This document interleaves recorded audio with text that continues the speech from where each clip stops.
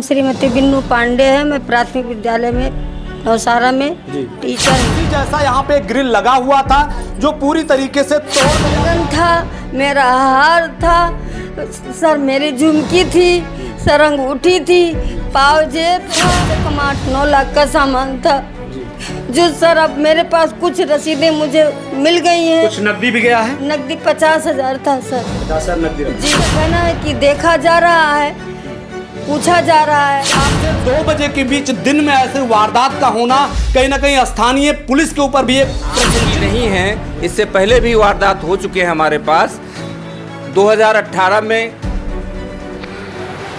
बीच वाली लड़की की शादी करने के बाद जब वो अपने घर से आई उस समय भी एक बार चोरी हुई थी। तीसरी लड़की की शादी अभी 3 साल पहले हम शादी में दहेज के रूप में देने के लिए लड़की को लाए थे, दूल्हे को देने के लिए कार, उसको भी लोगों ने जला दिया था।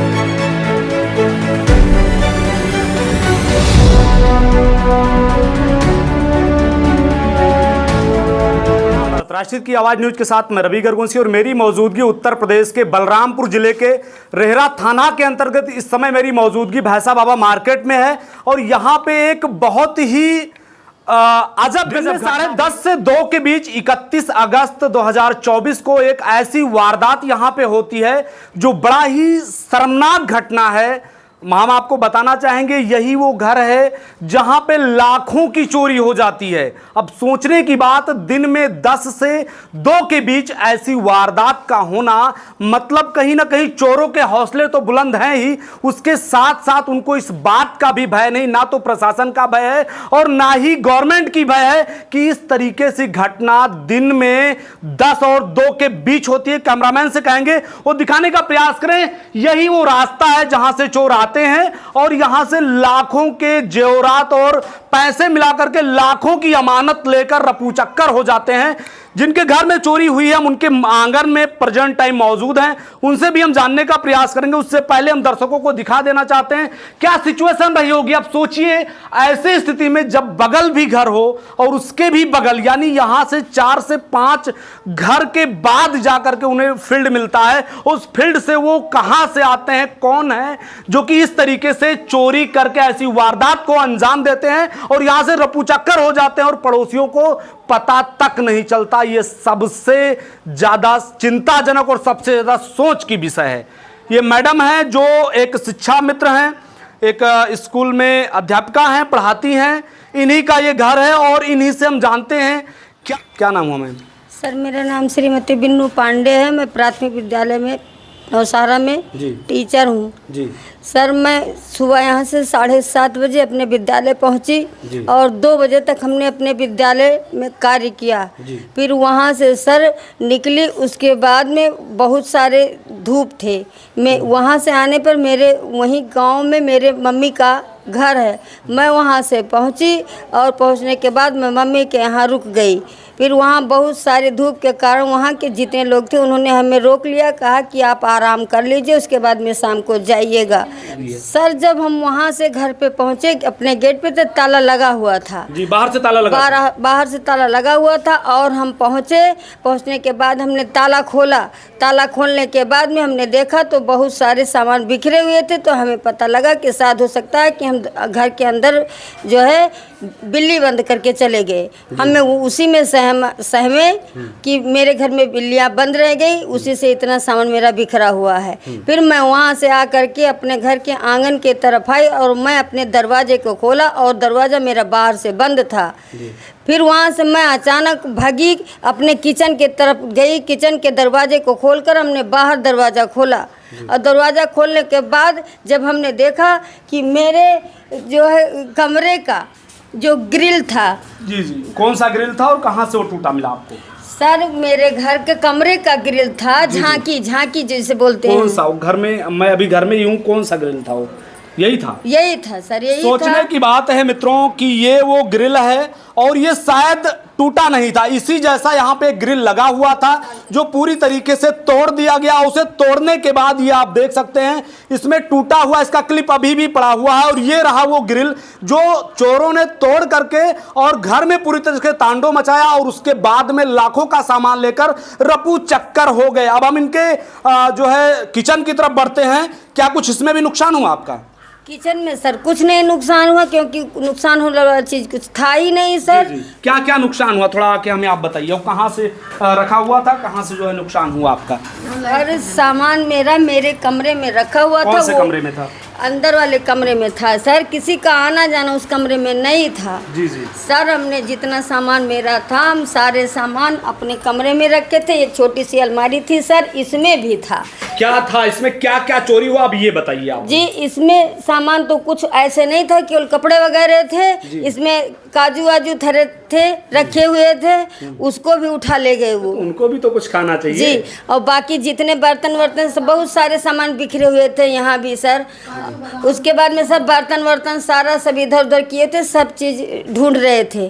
ढूंढने के बाद सर उस कमरे में गए जो मेरे बगल वाले कमरे में जहाँ पर हम पूरा सामान अपना व्यवस्थित करके रखे थे स्टोर रूम में सर। वहाँ जो बक्से उक्से में रखा जाता और कहाँ रखा जाता है सामान। क्या क्या? मेरा कंगन था, मेरा हार था सर, मेरी झुमकी थी सर, अंगूठी थी, पाव जेब था।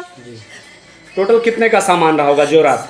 सर अब इस टाइम तो लगभग सर कम से कम 8-9 लाख का सामान था जी।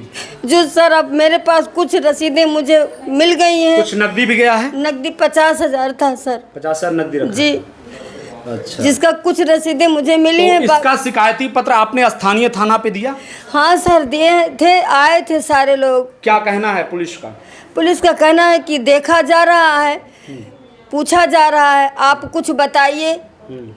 तब सर हम किसी को देखे नहीं तो किसको बता दें, आप ही बताइए हम किसको। आपसे किसी से कोई दुश्मनी या किसी वैसा द्वेष भावना? कुछ नहीं सर, मेरा किसी से कोई अनबन था ही नहीं। मैं यहाँ 25 सालों से रह रही हूँ सर। आम जनता से आप भी पूछ सकते हैं कि मेरा किसी से कोई अनबन नहीं है। मित्रों उसी घर में हम मौजूद हैं जहां पे 31 अगस्त 2024 को दिन दहाड़े एक चोरी जैसे घटना, एक चोरी जैसे वारदात को चोरों ने अंजाम दिया है। बिन्नू देवी के पति हमारे साथ हैं, हम उनसे भी जानने का प्रयास करेंगे क्या वो घर जो है मौजूद थे यहाँ पे या कहाँ थे या पूरी घटना क्या है। हम थोड़ा उनसे जानने का प्रयास करते हैं। क्या नाम हुआ आपका? चंद्रशेखर पांडे। हम बिन्नू पांडे के हस्बैंड बोल रहे हैं।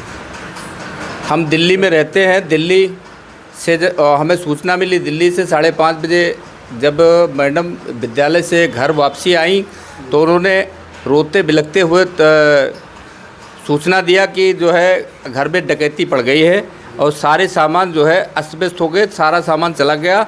अब या हम जिंदा रहें या मर जाएं, तुम जैसे भी जिस स्थिति में हो वैसे चले आओ, नहीं तो हम जिंदा रहने के योग्य नहीं रह गए। लोगों ने ऐसे मिटा दिया हमको, हमारा घर बर्बाद कर दिए। वो बिलख रही थी। जैसे ही हम उनकी आवाज़ को सुने तुरंत जहाँ थे जैसे थे उस स्थिति में हम वैसे जो है जाके साधन पकड़ लिए। और दूसरे दिन जब हम 11:30 बजे और 11:45 बजे के बीच घर पहुँचे तो देखा कि सारी स्थिति अस्त व्यस्त है, सारे लोग रो बिलख रहे हैं। ये घटना दिन की हो जाती है। शर्म की बात है कि जो प्रशासन, स्थानीय जनता और कोई जो हमारे हितबंधु हैं या दुश्मन हैं, किसी ने उस मुजरिम को नहीं देखा जो छत से आता है, वारदात करता है और इतनी बड़ी क्राइम करके वापस चला जाता है।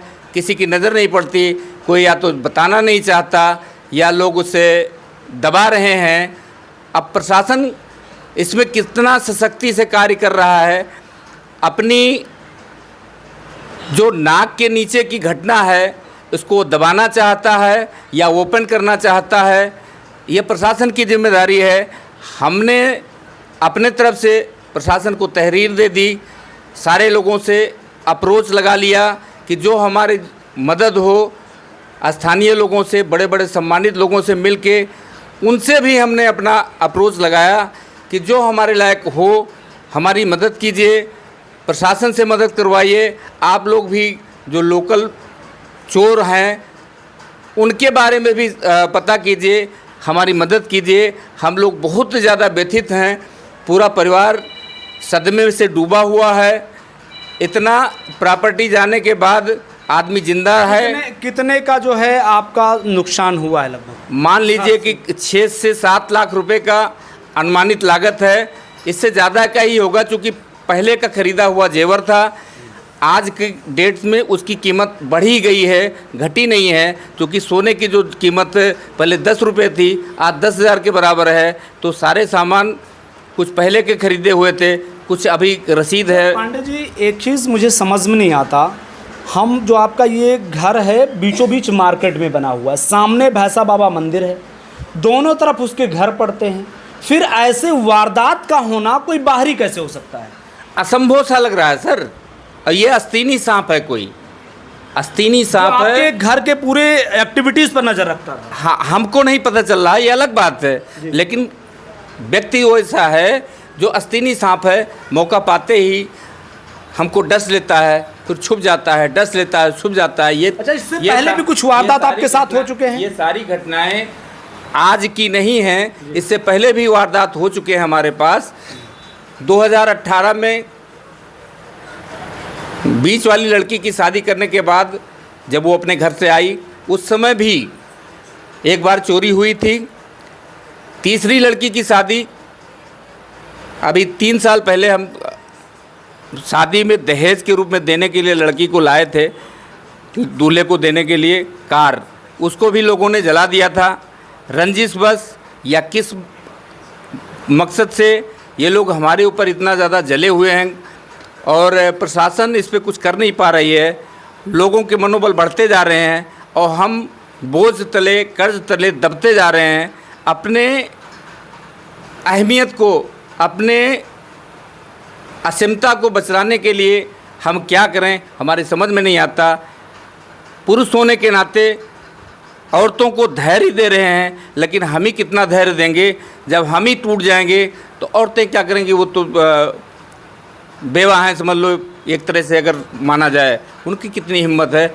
मैडम हमारी अकेले रहती थी, हम दिल्ली रहते थे। लड़का हमारा बीटेक कर रहा है, वो दिल्ली से कर रहा है, ना वो रहता है घर में, ना हम रहते हैं घर में। मैडम अकेले होने की वजह से सारे लोग हमारे घर पे ही नज़र डाले हुए हैं। ये घटनाएं 2-3 बार हो गई। हम प्रशासन से गुजारिश करेंगे कि जितनी हो सके हमारी सहायता करें, और आम पब्लिक से भी यही गुजारा करेंगे, भैया से भी यही कहेंगे कि आपके स्तर का जो भी कार्रवाई होने लायक हो वो हमारा जो है प्रशासन से करवाएं, और आप लोग करें, जितना हो सके उतना करें। ये सर जी, किसी से मेरा कुछ भी अनबन नहीं है सर। किसी पे शक, कोई डाउट? किसी पे मुझे शक नहीं है सर। मैं किसी को मौके पर देखी नहीं तो मैं किसी को कह नहीं सकती सर जी। अब ये प्रशासन की जिम्मेदारी है कि वो किस तरह से, लेकिन हमें इसका जो है रिजल्ट चाहिए सर, कि उसको पकड़ा जाना चाहिए।